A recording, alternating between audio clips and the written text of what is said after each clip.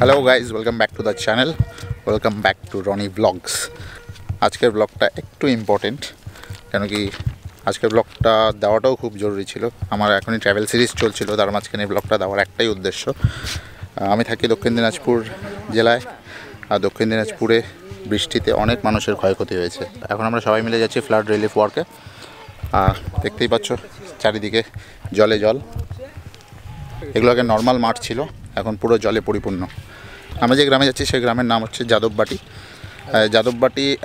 By the way, আজকে আমাদের টিমে আছে আমি, পীযুষদা হচ্ছে আমাদের জার্নালিস্ট জেলা, ছোটু, ভাস্কর, ওইদিকে রাজা, আর রাজুদাও আছে। রাজুদাও পীযুষদারই উত্তরবঙ্গ সংবাদের সাংবাদিক। আর ওইদিকে রিমোদা আছে, নিজের ফটোগ্রাফিতে ব্যস্ত। আমাদের ট্র্যাক্টরে চলে আসছে, যেখানে আমাদের সব ফ্লাড রিলিফ ওয়ার্কের সব জিনিসপত্র রয়েছে। পীযুষদা আগেও আমরা যে গ্রামে যাচ্ছি ওখানে ভিজিট করে এসেই বললো যে খুব বাজে অবস্থা।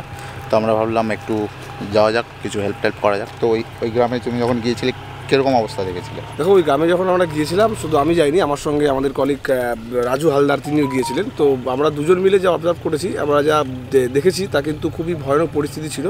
সেই গ্রামটা এখন একটা দ্বীপের মতন হয়ে গেছে, চারিদিকে জল এবং মাঝখানে সেই গ্রামটা। সেই কারণের জন্য আমরা রনিদাকে আমরা বলেছিলাম যে রনিদা, সেই গ্রামে যদি তোমরা তোমাদের টিম নিয়ে যদি যাও সেখানে সেই লোকগুলোকে সাহায্য করতে, তাহলে কিছুটা হলেও সুবিধা হয়। তো সেই কারণের জন্যই আজকে আমাদের এই যাওয়া। অ্যাকচুয়ালি আমরা যেখানে যাচ্ছি আমার বাবার জন্মস্থানও আশেপাশেই, তো একটু একটা টান রয়েছে। তো আমাদের ট্রাক্টর এগিয়ে গেল, আমরা একটু যাই, গিয়ে দেখি কেমন কী পরিস্থিতি। ওখানে গিয়ে তোমাদেরকে আপডেট দিচ্ছি। এই জায়গাটা অনেকটাই নিচু আমাদের জেলার।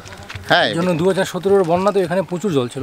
আমাদের এখানে বন্যার কী পরিস্থিতি সেটা আমি তোমাদেরকে দেখাচ্ছি। জাস্ট দেখো, জাস্ট দেখো এখানে তোমার হলো ওরা, আমি তো জানি স্যার, মানে ফুল বাড়ি পুরো ডুবে গিয়েছে। আর অ্যাকচুয়ালি এগুলো সব জায়গায় মানে চাষি খেতি হতো, যেটা এখন আর একদমই হচ্ছে না। অনেকের এখানে ফুলকপি টুলকপি অনেকে চাষ করেছিল, যা করেছিল সব লস। তাহলে কেন কষ্ট হবে না?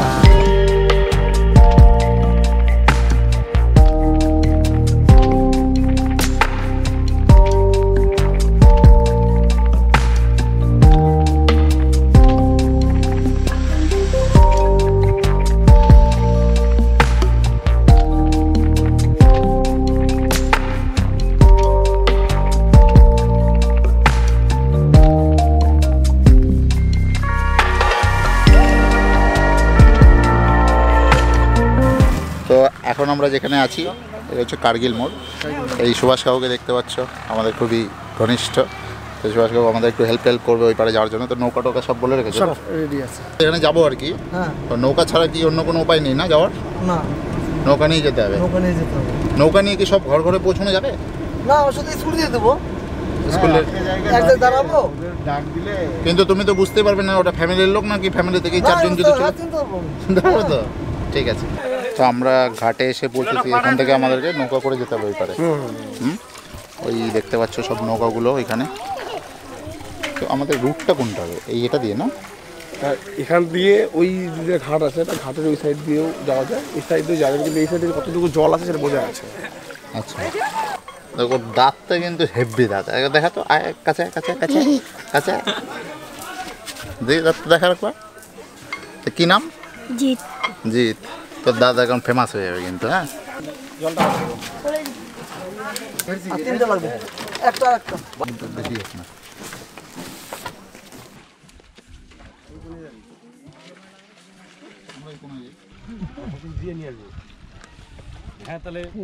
তো আমরা নদী পথে রওনা দিয়ে দিয়েছি।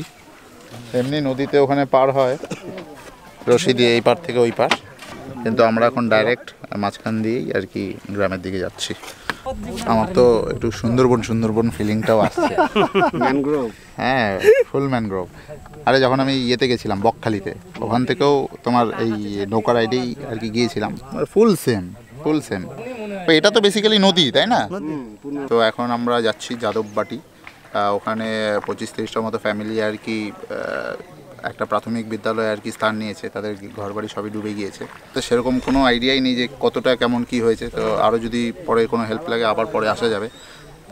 আজকে আমরা মোটামুটি কিছু সামগ্রী নিয়ে এসেছি, বেসিক্যালি স্টাডি করতে এসেছি যে কতজন কেমনভাবে ক্ষতিগ্রস্ত রয়েছে। খুবই খারাপ অবস্থা। মেনলি অনেকের বাড়িতে ছোট ছোট শিশু হয়েছে, যারা কিচ্ছু ওরা করতে পারছে না, কোনো হেল্প পাচ্ছে না। এতটুকু জিনিস দিয়ে যদি ওদের মুখে অল্প হাসি ফোটাতে পারি, এটাই আমাদের কাছে অনেক বিশাল বড় পাওনা একটা। এই জালগুলো দেখতে পাচ্ছ, এই জালেই এরা বেসিক্যালি মাছ ধরে। এই জালে গিয়ে একটু বেশি দূর অবধি দেওয়া যায় আর কোয়ান্টিটিটাও বেশি ওঠে, তাই তো নাকি?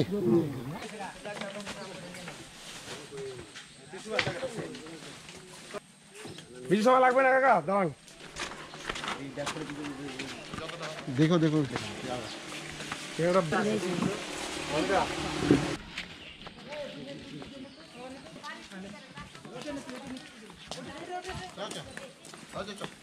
দেখেন, মূলত এগুলো বাচ্চাদের জন্যই আনা হয়েছে এখানে। আপনারা একটু দেখেন, একটু ইয়ে করে সুস্থভাবে জিনিসগুলো নেন।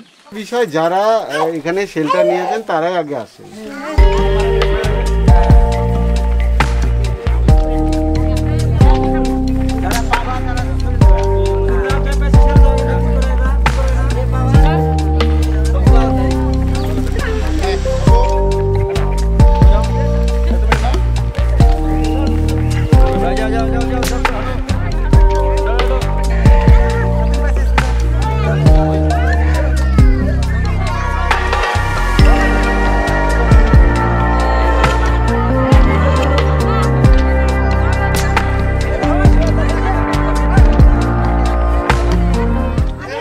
যাই হোক, তো এখন আমরা একটা গ্রামে দেওয়া শেষ করেছি। এরপরে আমরা কোন গ্রামটা যাব?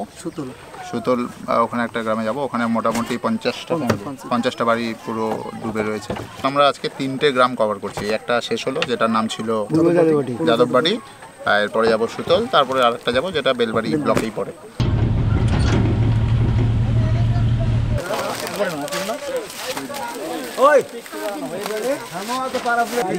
পাউরুটি, বিস্কুট আর চানাচুর কিন্তু একজন নিলে আর একজন না নিলে তাদেরই লস। ডবল নেবেন না, ডবল কিন্তু আরেকজন পাবেন না। এটা তুমি দেখে নিও। আচ্ছা, আমি দেখে দিচ্ছি। এখানে খেয়েছে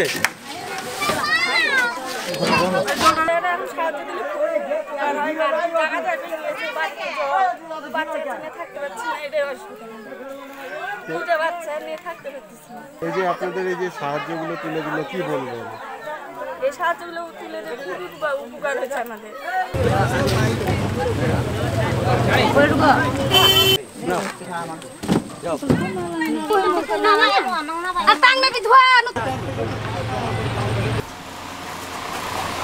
তো আমাদের মোটামুটি সব ত্রাণের কাজ শেষ। এখন আমরা এসেছি সুভাষ কাকুর বাড়িতে লাঞ্চ করতে। কাকিমা দিকে রান্না করেই যাচ্ছে। কাকিমা খাওয়ার করতে ব্যস্ত সারাক্ষণ, আর আমরা সবাই মিলে বসে আছি খাওয়ার আশায়, কখন খাওয়ার আসবে। এখন বাজে 1:48। ত্রাণে যেতে পেরে তোমার কেমন লাগলো? ফাটাফাটি। অসাধারণ, খুব ভালো। অনেকদিন পর কলা পাতায় খাচ্ছি। জাস্ট হঠাৎ মনে হলো যে একটু গ্রামে টামে আশেপাশে অনেক কলা গাছ, হঠাৎ মনে হলো একটু সবাই কলা পাতায় খাই, অথেন্টিক বাঙালি খাবারের মতো। যাই হোক, তো আমাদের আজকে ওভারঅল এক্সপিরিয়েন্স খুবই ভালো ছিল।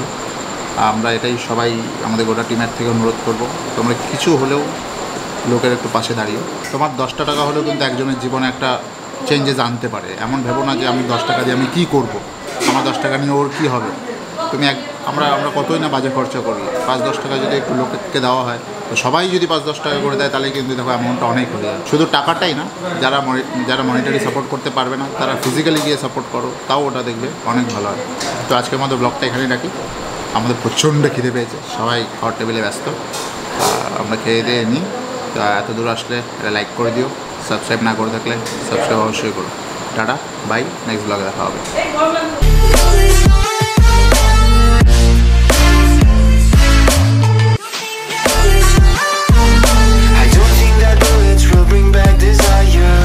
কেন এবং কোন কোন এলাকায় আপনারা এই ত্রাণ বিতরণ করছেন? তোমরা সবাই জানো দক্ষিণ দিনাজপুরের যা হাল লাস্ট 4-5 দিন ধরে, এটা খুবই আমাদের জন্য দুঃখজনক।